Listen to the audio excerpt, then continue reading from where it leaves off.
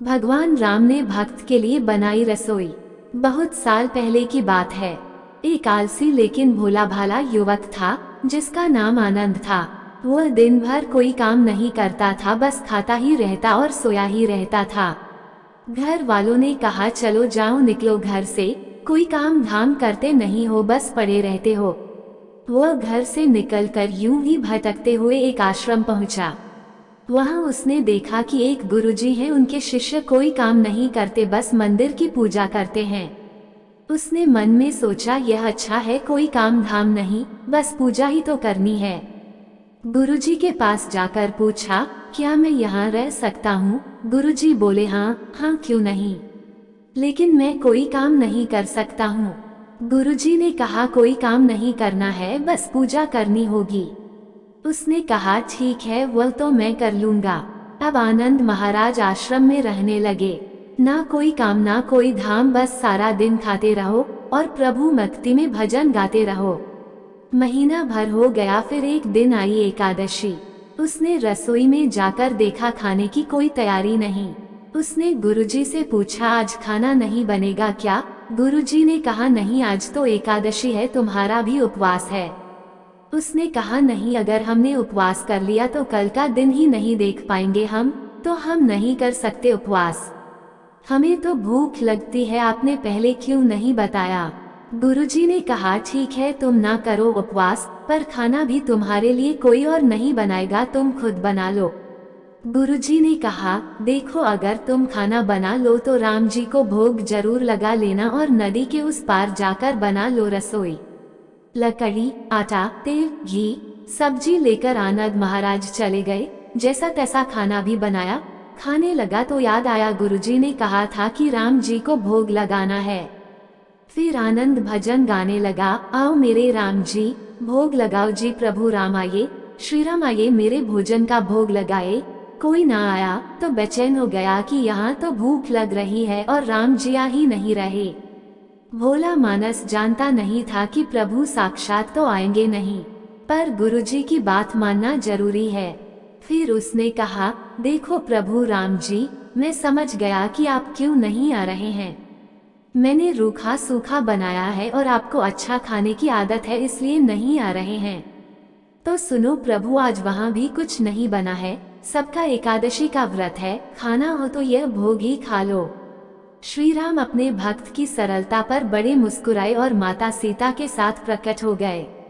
भक्त असमंजस में, गुरुजी ने तो कहा था कि राम जी आएंगे, पर यहाँ तो माता सीता भी आई हैं और मैंने तो भोजन बस 2 लोगों का बनाया है। चलो कोई बात नहीं, आज इन्हें ही खिला देते हैं। बोला, प्रभु मैं भूखा रह गया, लेकिन मुझे आप दोनों को देखकर बड़ा अच्छा लग रहा है, लेकिन अगली एकादशी पर ऐसा न करना, पहले बता देना कि कितने जन आ रहे हो, और हाँ, थोड़ा जल्दी आ जाना। राम जी उसकी बात पर बड़े मुदित हुए, प्रसाद ग्रहण करके चले गए। अगली एकादशी तक यह भोला मानस सब भूल गया। उसे लगा प्रभु ऐसे ही आते होंगे और प्रसाद ग्रहण करते होंगे। फिर एकादशी आई। गुरुजी से कहा, मैं चला अपना खाना बनाने पर। गुरुजी, थोड़ा ज्यादा अनाज लगेगा, वहाँ 2 लोग आते हैं। गुरुजी मुस्कुराए, भूख के मारे बावला है। ठीक है, ले जा और अनाज ले जा। अब की बार उसने 3 लोगों का खाना बनाया। फिर गुहार लगाई, प्रभु राम आइए, सीता राम आइए, मेरे भोजन का भोग लगाइए। प्रभु की महिमा भी निराली है। भक्त के साथ कौतुक करने में उन्हें भी बड़ा मजा आता है। इस बार वे अपने भाई लक्ष्मण, भरत, शत्रुघ्न को लेकर आ गए। भक्त को चक्कर आ गए। यह क्या हुआ, एक का भोजन बनाया तो 2 आए, आज 2 का खाना ज्यादा बनाया तो पूरा खानदान आ गया। लगता है आज भी भूखा ही रहना पड़ेगा। सबको भोजन लगाया और बैठे बैठे देखता रहा। अनजाने ही उसकी भी एकादशी हो गई। फिर अगली एकादशी आने से पहले गुरुजी से कहा, गुरुजी, ये आपके प्रभु राम जी अकेले क्यों नहीं आते? हर बार कितने सारे लोग ले आते हैं, इस बार अनाज ज्यादा देना। गुरुजी को लगा, कहीं यह अनाज बेचता तो नहीं है, देखना पड़ेगा जाकर। भंडार में कहा, इसे जितना अनाज चाहिए दे दो, और छुपकर उसे देखने चल पड़े। इस बार आनंद ने सोचा, खाना पहले नहीं बनाऊंगा, पता नहीं कितने लोग आ जाएं। पहले बुला लेता हूँ फिर बनाता हूँ। फिर टेर लगाई, प्रभु राम आइए, श्री राम आइए, मेरे भोजन का भोग लगाइए। सारा राम दरबार मौजूद। इस बार तो हनुमान जी भी साथ आए, लेकिन यह क्या प्रसाद तो तैयार ही नहीं है। भक्त ठहरा भोला भाला, बोला प्रभु इस बार मैंने खाना नहीं बनाया। प्रभु ने पूछा क्यों? बोला मुझे मिलेगा तो है नहीं, फिर क्या फायदा बनाने का, आप ही बना लो और खुद ही खा लो। राम जी मुस्कुराए, सीता माता भी गदगद हो गई उसके मासूम जवाब से। लक्ष्मण जी बोले क्या करे प्रभु? प्रभु बोले भक्त की इच्छा है पूरी तो करनी पड़ेगी, चलो लग जाओ काम में। लक्ष्मण जी ने लकड़ी उठाई, माता सीता आटा छानने लगी। भक्त एक तरफ बैठकर देखता रहा। माता सीता रसोई बना रही थी तो कई ऋषि मुनि, यक्ष, गंधर्व प्रसाद लेने आने लगे।